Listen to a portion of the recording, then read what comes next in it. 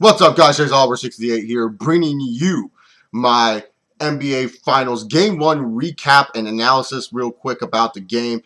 First off, the game itself was really great. I enjoyed this game. This Finals looks like it's going to be a really good Finals. And one thing I noticed the most while watching throughout this whole game is how both of these teams seem very relaxed in this situation. I mean, this is the Miami Heat's third year in a row in the Finals. And the Spurs, they haven't been in the finals in 2007, but that core group and Tim Duncan, Manu Ginobili, and Tony Parker have been so together for so many years. You know, they're just comfortable. And what I liked about this game, like, there wasn't very sloppiness going on because there was one point in the second quarter. We looked at in the second quarter, Miami was making a huge run. Miami was going on a huge run. This could seem like the run that could probably put the nail in the coffin in the Spurs for the whole game, pretty much. They were up, I believe, around 13 points at one point in the game against the Spurs in the second quarter. But a young team, say, for example, if Memphis was in this situation, and the Memphis team, yes, a very solid team, but they're very young. Besides Zach Randolph, he's kind of old. But you get what I'm saying? They're very young and don't have the shooters that the San Antonio Spurs have. They would be trying to come back, trying so hard to come back, but make bad plays, make silly plays, take silly shots.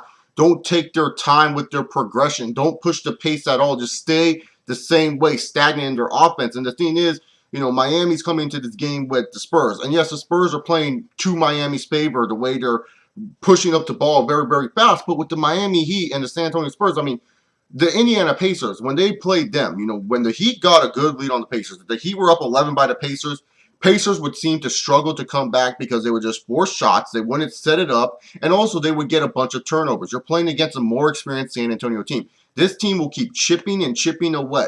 And what San Antonio did very, very well in this game is when Miami would get on a big run, San Antonio will get a solid defensive stops for the rest of the run and then be able to score very key baskets to stay close into this game. Now, this game right here, San Antonio could not play catch-up all the time. That's why Greg Popovich called a timeout after Chris Anderson got that putback after the missed Bosh shot. Because it was I believe the score was 75-72 at that point. Can't remember mentally in my head, but I just remember Greg Popovich called a timeout because Greg Popovich knew, hey, look, if we don't get defensive stops here, if we don't cause turnovers here, we're going to lose this game. We can't just be playing trade baskets down the court. Now, this game pretty much was very entertaining throughout, but the fourth quarter started heating up. San Antonio managed to get 4 turnovers on the Miami Heat. And also a cool fact about this game was very, like I said, it was clean and polished because both these teams, the Miami Heat being here for the third year and a lot of veteran experience on their team, and the San Antonio Spurs with a veteran head coach and veteran players, it was very clean, very polished. And there was not a lot of turnover action, which I personally like. Because watching the Pacer games, it was kind of ugly when George Hill would throw a pass to Roy Hibbert, and Roy Hibbert would just fucking drop it. Like, oh, what do you want me to do with this? Like, it was very nice to see pick and roll action where Tony Parker could give it off to Tim Duncan, and Tim Duncan doesn't drop the basketball. But when watching this game, the player that really impressed me the most, his shooting tonight was not on par from what we've seen in the Memphis series, was Kawhi Leonard. I really liked how Kawhi Leonard played defense tonight. The way that he was playing against LeBron, switching off to Wade, he was playing a very good, solid defensive game against LeBron and against Wade, and I really felt that Kawhi Leonard looked really good in this game. Besides his poor shooting, I mean, he missed 3 straight threes that you would think Kawhi Leonard would hit. If he hit those threes, this game could have been totally different. And the thing was, another guy that I was sort of impressed with, like near the end of the game, was Tiago Splitter. Tiago Splitter is not known for creating his own shots, and he managed to do a nice little hook shot, a nice little face back up on LeBron James, not let the ball get taken away, face up against him, and make a nice little move on LeBron. And I thought Tiago Splitter did well for a better portion, but Kawhi Leonard and Tiago Splitter really need to step it up as they are playing right now. Kawhi Leonard needs to make those corner threes that we know he can make, and Tiago Splitter needs to not mishandle the ball badly like he had done in the first 2 quarters of the game, because in the first 2 quarters of the game, Tiago Splitter was mishandling the ball. Now, when it came down to the Miami Heat, they got very, very good with getting Tim Duncan into foul trouble early on in the game. And not only Tim Duncan, Kawhi Leonard. Kawhi Leonard's fouls early in the game were silly fouls. He should have not been in on that Chris Bosh pump fake, and he should have not tried to aggressively steal the ball from Chris Anderson. Those were bad fouls by Kawhi Leonard. The Tim Duncan foul, one foul you could say, yeah, that was just to Miami's favor to charge. I thought it was a charge more than a foul, but even then, good play on Miami, getting those two in trouble. Once Tim Duncan came back, Tim Duncan was a force. Now for Miami, really to be honest, they need to tell Chris Bosh, stop trying to hit three-pointers. Chris Bosh is not Kevin Love. I know Chris Bosh can hit threes. I know Chris Bosh is a great jump shooter, but you cannot have this man try to hit every single three-pointer. He's out there wide open, and he misses that three-point shot. I think he went 0 for 3. Chris Bosh cannot be hitting these cannot be taking these three-point shots. That last shot in the remainder of the game, like, this is a crucial game right here. This possession that Miami was on, crucial possession, and Bosh is just left wide open for a 3. Instead of trying to, drive to the paint or try to do something with the ball, he goes on and takes a bad 3, and it's like, dude, this is a crucial point in the game, and you're taking a bad shot like that? I mean, San Antonio can rebound the basketball. They're not a bad rebounding team, so I don't know why Chris Bosh is always open for 3 and why he's always trying to take these threes. He needs to find a better move. When Chris Bosh did that spin move, I believe it was on Dejan Blair. No, not Dejan Blair. He didn't even play this game. Boris Diaw, I think it was. I think it was Boris Diaw he did that spin move on. It could have been on Tim Duncan or Thiago. I can't remember. But when he did that move, Bosh needs to be like that. Bosh needs to be able to set up and do moves. If he's open for 3, the Spurs are not going to go after him.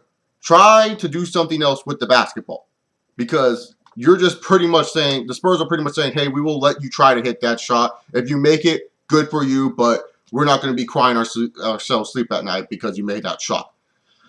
That's all I really got to say. I mean, Miami played a really good game. LeBron got a triple-double. He was doing a great job facilitating the basketball. Miami was hitting those three-point shots, and that's what Miami needs. They need those three-point shooters to keep on coming and coming if they want to try to take back Game 2, if they want to win the Game 2 on Sunday, because San Antonio right now is at a great advantage. You got that 1-0 lead. You got that one game in Miami. You're guaranteed a split or guaranteed going 2-0 going to San Antonio. Your fans are going to be excited as hell knowing that you could probably close this game out in San Antonio. And so really, to be honest here, I honestly just say for pretty much Miami, Dwayne Wade looked fabulous tonight, but what they need to do is just pretty much have Chris Bosh settle down with those three-point shots. He cannot be taking those ill-advised threes. And of course, this video would not be complete without talking about Tony Parker's miraculous game winner. That was just amazing. I really thought that he didn't get the shot off in time until I saw like the replays. There was not really conclusive evidence. I know there's a lot of Miami Heat fans that are probably going to be like, he didn't get the shot off on time. This is bullshit. But there was not enough conclusive evidence to really say that the shot was bad or not. I honestly, like I said, I thought the shot wasn't good, but hey, they said it was good, and I'm not even a Heat fan, guys. I'm totally not a Heat fan. I'm just saying that from my perspective, I didn't think it was good, but there was this one camera angle where it did look good, so I was kind of flip-flopping the whole time. Like, no one knew if that shot was good or not, but overall, spectacular basketball game between the San Antonio Spurs and the Miami Heat. I don't know what else to say. Like I said, Chris Bosh needs to stop taking threes. Anyways, guys, this is Chase Oliver 68. If you guys like this quick little analysis, subscribe by clicking the little icon or down below. Make sure you guys like this video for the NBA Finals.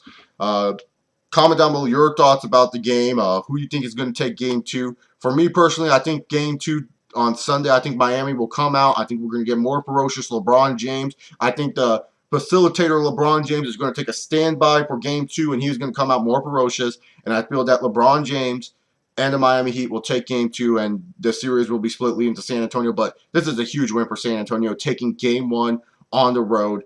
Great win for San Antonio. And that's pretty much it. But anyways, guys, I'm out of here. I'll see you all later. Follow me on Twitter at ChaseOliver68.